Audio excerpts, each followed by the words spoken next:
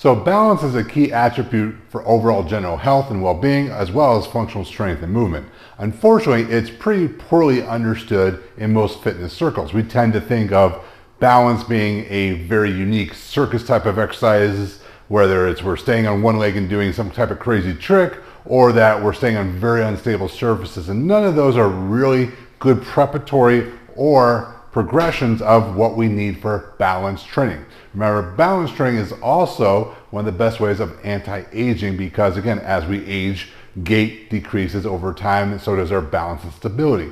So how do we start restoring these functions? Because balance isn't about a particular muscle. It's about kinetic chains, for sure, but it's also about other sensory motor aspects of the body. So what we want to do is go through some progressions, understand how do we take someone from a foundation and build them up to better balance drills. So a very simple way we're going to start is trying to teach people how to get a better sensation of their feet. Now you don't have to be barefoot, but we probably want to be in minimus to out of our shoes, maybe in socks, to be able to feel the ground. Because again, a lot of what's going to happen with our balance is going to come from the ground up. So we're going to take our hands in the low part of our back. Now the nice part is this is a 2-for-1er. We're going to get some hip and a little back sort of loosening, but we're also going to work on getting the feet aware. So what I'm going to do is draw circles with my hips, trying to keep my back relatively stable, meaning that I'm not going to allow my head to bend or my head to turn. I'm going to keep my head rather stationary as my hips move my body around in circles. So what's happening here is I'm feeling the change of weight distribution upon my feet. I can feel it go from the lateral aspect to the heel, to the other side, to the toes. I can feel myself gripping for the ground as I shift my body back and forth. You just do about 6 to 10 reps each side. So again, nice and slow. This can be done as a warm-up exercise as well. Getting people just to cue them, like feel the difference in your foot contact as your hips move around. Be aware of how your toes are engaging the ground. Where do you feel the pressure upon your feet? So that's a very easy way to start, especially people that have poor balance. Now, once we have that, we're going to start with a little weight shift. Now, we're going to start with a weight shift because what we want to do is learn to root in the ground. A lot of balance has to do with how much stability we can create with our foot.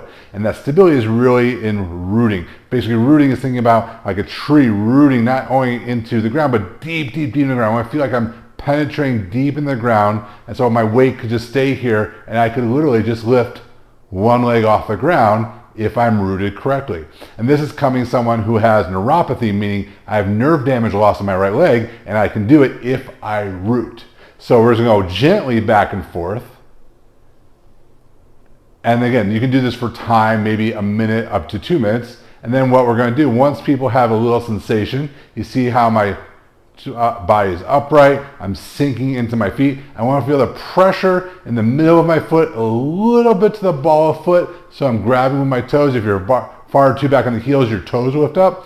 And then I'm just going to lift up one foot gently, shift my weight over, lift my foot up gently. And what I want to do is I want to have a very relaxed upper body. So you can place your hand on your hips if you want.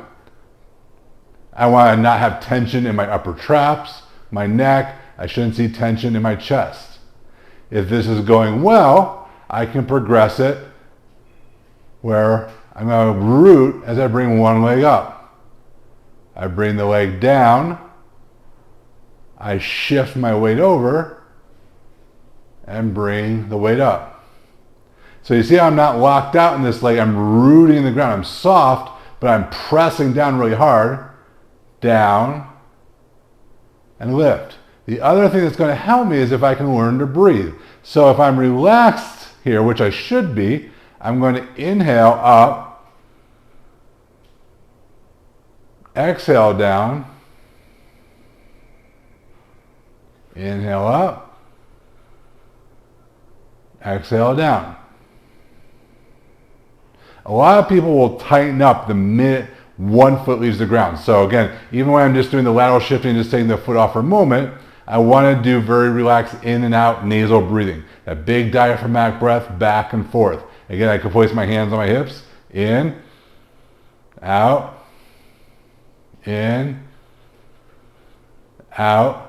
back and forth. Now, the next part is trying to take that a little bit more dynamically, right? Because we want to have the ability to take this to transitions. That's where a lot of people have falls is you don't have a fall because you're staying there and all of a sudden you fall. It's usually because you take a step that you're not able to manage in one direction or another. So the way we're going to start doing that is doing little shift and reaches. So what I'm going to do is I'm going to place my hand on my hips. I'm going to stay in a little 45-degree angle. So this right leg is going to bear the weight. This is a rooting leg. And if I'm relaxed, I'm going to feel my low back relax. I'm going to feel nice and tall, but I'm not like exaggerating. I'm tall, but my ribs are underneath me. And what I'm going to do is I'm going to just put all the weight here as I reach out with that left heel as far as I feel comfortable, touch that left heel down, then I'm going to bring it back. Touch the left heel back down, and then bring it back. Now what you see I'm not doing is I'm not bringing my torso up and down. So once I'm down there, I stay down there. And it's very soft. So that left leg is not bearing really any weight. But I'm not going out, then back up, then out like that. I'm staying rooted in the ground. And the same thing, I want to take that breathing. So I can take a deep breath in, reach out, exhale, inhale, and then exhale. Inhale, and exhale. Now, if anyone complains upon knee pain, you can start higher up. So again, you can say a little higher up if they're having knee pain, but generally that's from them not distributing their weight on their feet correctly. So again, if you're too far forward in it because you're not rooting properly in the ground, well, I don't want to push my butt back, I want to sink, and that creates a little chain reaction to keep me upright, but I'm sunk over the middle part of my foot. So if the toes don't feel like they're grabbing and so forth, obviously that's part of the issue. So again, you want to be kind of nice and relaxed with that. And then the cool part is that's a huge like hip stabilizer exercise. So you're going to feel all types of hip muscles as you do the exercise. The last one in this series that we're going to go over is what we call rooted walking. So I'm going to take those concepts, I can keep my weight or my hands on my hips.